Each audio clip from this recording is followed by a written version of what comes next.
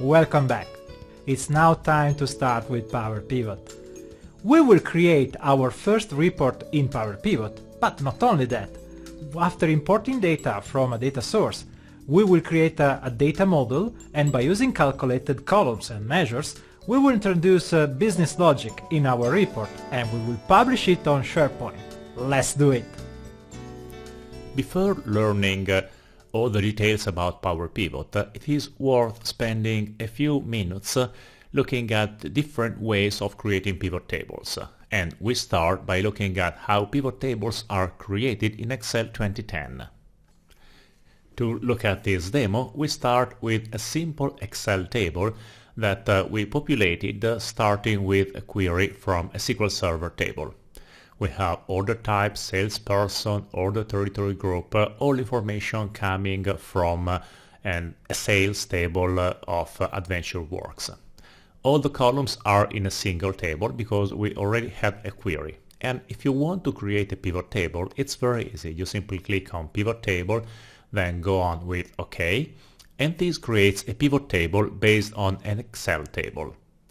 You can start looking at all the columns which are available, and you can see that all the columns from the original table are available in the pivot table field list. Then we can search for the product color, put it inside the pivot table, and the pivot table shows all the product colors. Finally, we search for the sales amount. That should be, here it is, sales amount, and clicking on the sales amount is enough to let the pivot table show all the sales divided by color. Of course, we need to format it correctly in order to see numbers in an easier way. Finally, we can put the order years on the columns, and we have our nice pivot table that shows sales divided by color and then by year.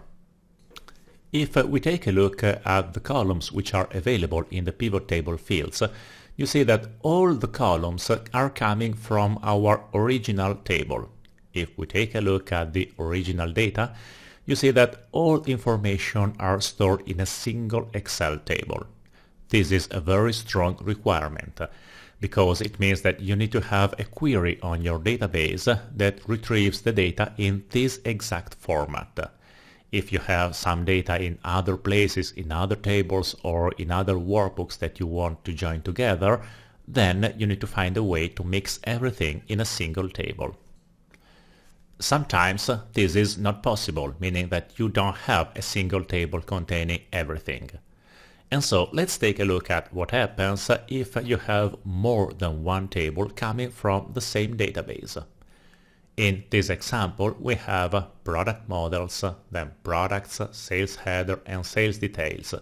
And all this information is stored in separate Excel table. Products, then we have sales header containing only sales header information, and finally sales details.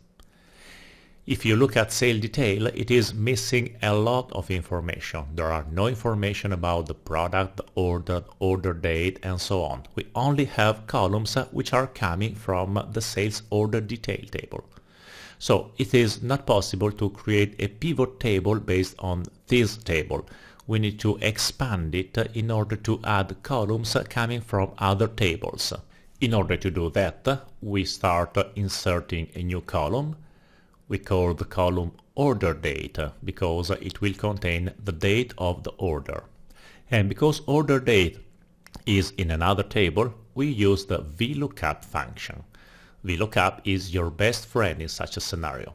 We search for the sales order ID in the orders table and we take the column number 3. As soon as you confirm this expression, you see that the result is a number. Well, in reality, it's a number, but it really is a date. We just need to format it in the correct way. So we go on, format the cell, say it is a date, and clicking OK, you see that we have the 1st of July 2001. If you go in the sales header, you see that for that order, the date is the same. And it is stored in the third column of the table. This is the reason why we used 3 as the last parameter of the VLOOKUP. Now let's do the same operation to create another column. And this time we want the year of order date. We do not need VLOOKUP this time, we simply use the Excel function year of order date. So you see that we are building our table containing all the columns coming from different tables or being computed in a single table by using VLOOKUP and Excel functions. Now we have order date, we have the year, but we are still missing product information. So what we want to retrieve is another column, this time coming from the product table. And we want the product color, for example.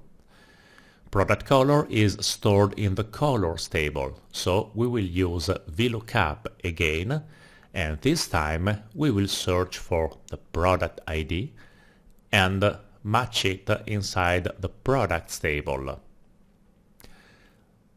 You always need to remember the position at which the color is stored. I already know it's column 4. And so you see that now we have product color stored in the table, and we can repeat the same operation to get the product name. Same expression again, we need to use VLOOKUP, we need to search for the product ID inside the products table and use the ID of the column, which is number 2. At this point, the table starts to look as the one that we can use for our pivot table, because by using VLOOKUP we are creating a single table containing everything. We can then create the pivot table, click on OK, and from this point on the scenario is very similar to the one you have seen before. We can take the year, we can take the product color, then we need to search for sales amount, this time it's called line total, and the pivot table has the same shape and the same values that we had before. So pivot table could be created in Excel 2010 without the usage of Power Pivot, and they work just fine. But you only need to take into account the limitations of standard Excel tables. First of all, VLOOKUP is a slow function. It takes a lot of time to compute it. And second, you have a limitation of 1 million rows. You cannot store an Excel table containing more than 1 million rows.